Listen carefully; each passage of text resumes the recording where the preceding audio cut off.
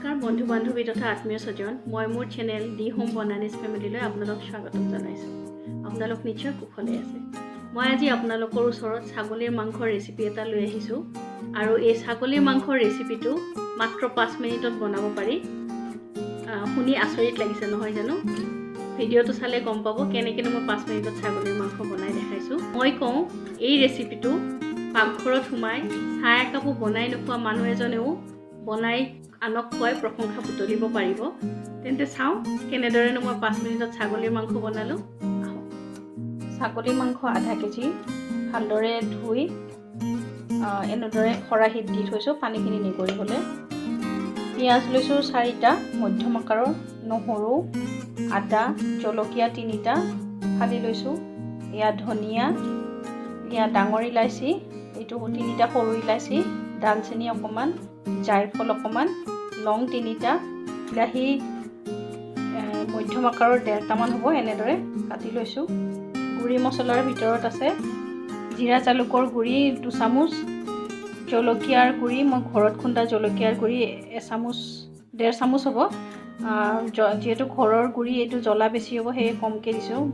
এইটো আপোনালোকে নিজৰ সোৱাদ অনুসাৰে দিলে হ'ল। আৰু এয়া হৈছে গৰম মছলাৰ গুড়ি।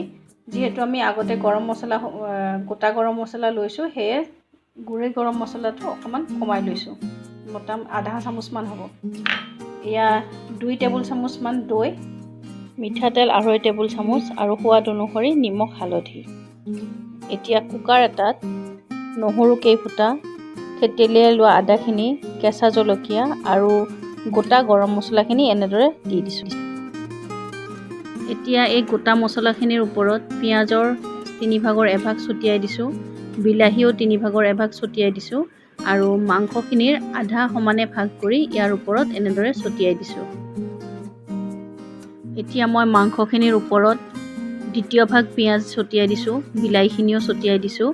আকৌ বাকী ৰোৱা মাংসখিনি মই এতিয়া ইয়াৰ ওপৰত এনেদৰে পুনৰ ছটিয়াই দিছোঁ। শেষৰ ভাগৰ পিঁয়াজখিনি মাংসৰ ওপৰত ছটিয়াই দিলোঁ, লগতে বিলাহী আৰু কেঁচা ধনিয়াখিনিও ছটিয়াই দিছোঁ, লগতে গুড়ি মছলাখিনি ওপৰত ছটিয়াই দিছোঁ আৰু দৈখিনিও এনেদৰে বাকি দিছোঁ। পাছত সোৱাদ অনুসাৰে নিমখ আৰু হালধিখিনি দি দিছোঁ। এতিয়া এটা পেনত তেলখিনি গৰম কৰি লৈছোঁ, তাতে তেজপাত 2 খিলা আৰু 5 ফোৰণ অকণমান দি তেলখিনি ভালদৰে গৰম কৰি ওপৰত এনেদৰে ছটিয়াই দিলোঁ। এতিয়া কুকাৰটো ঢাকোন মাৰি জুইত উঠাই প্ৰথম অৱস্থাত 1 মিনিটমান চিমত ৰাখি তাৰপাছত জুইটো অন কৰি দিলে হ'ল। এনেদৰে 3টা চিটি অহাৰ পাছত কুকাৰটো নিজে ঠাণ্ডা হ'বলৈ দিব। তাৰপাছত ঢাকনিখন খুলি হেতা এখনেৰে এনেদৰে ভালদৰে লৰাই দিব যাতে গোটা নহৰু পিঁয়াজখিনি গোটেইখিনি ভালদৰে মিহলি হৈ যায়। যদি বেছি পনীয়াকৈ ৰাখিব বিচাৰে এনেকৈ ৰাখিলেও হ'ব, আৰু যদি অকণমান গোটা কৰিব বিচাৰে তেন্তে কুকাৰটো আকৌ অকণমান জুইত বহাই দিলে হ'ল। 5 মিনিটমান পাছত গ্ৰেভিখিনি অকণমান ডাঠ হৈ পৰিব। মই কিন্তু মাংসখিনি বনাওঁতে এচিকুটো পানী দিয়া নাই, এইখিনি মাংস আৰু মছলাৰ ওলোৱা পানী। খাবলৈ খুবেই সোৱাদ হৈছিলে। এনেদৰে আপোনালোকেও খুব কম সময়তে ছাগলীৰ মাংস ৰান্ধি খাব বুলি আশা কৰিলোঁ।